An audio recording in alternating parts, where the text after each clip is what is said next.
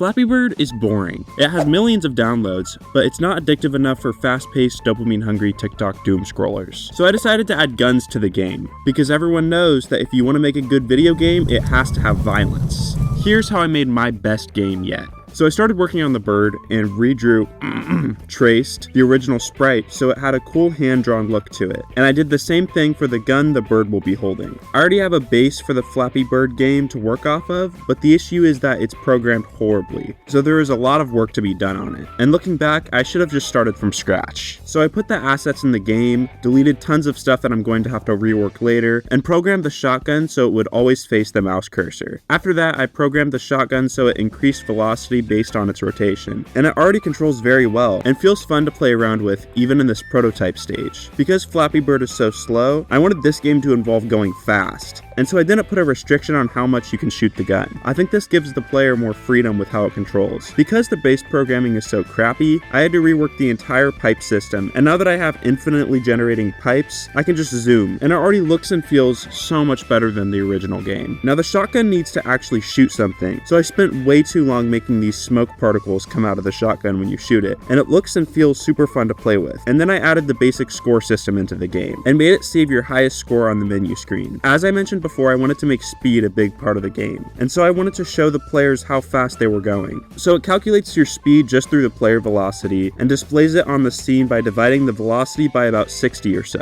Look, Flappy Bird doesn't have a height or weight, so I took the approximate lengths of a bird and ran a calculation on how many miles per hour the bird would be flying based on that. And because the miles per hour counter increases so suddenly when you shoot, I added a feature where it drags behind the velocity ever so slightly, just so it feels like you're really accelerating. Now the base mechanics of the game were done, but the art needed a little work. So I jumped into Illustrator and decided to call the game Speed Bird, and designed the racing logo. I also made the menu background and a shop background, and it definitely wasn't done by image tracing PNGs from Google and Illustrator. I called the shop the Pit Stop, because that sounded cooler to me than just shop, and I made it so you could buy skins based on your high score. I made the regular bird, the cool bird, the mad bird, and the dank bird, which you need 100 score for. I don't really think anyone's going to get that one. That's crazy hard, dude. I also remade the background of the actual game to rich purple, and remade the pipes as well. And then I threw all the assets in the game and started making it look good. Now it was all about adding finishing touches, and polishing the game was really fun, and it made me feel like I was bringing my game to life. I added gunshot sound effects and a little screen shake when you shoot it, and it just makes controlling it feel so much better. I added shop sound effects for when you open it, buy something, and equip it. I made the menus have a little floaty animation, and my favorite feature is how I handled dying in the game. I increased the rotation a ton based on how fast you were and where you hit into the pipes, and added a really satisfying clunk sound effect, so even dying in the game feels fun.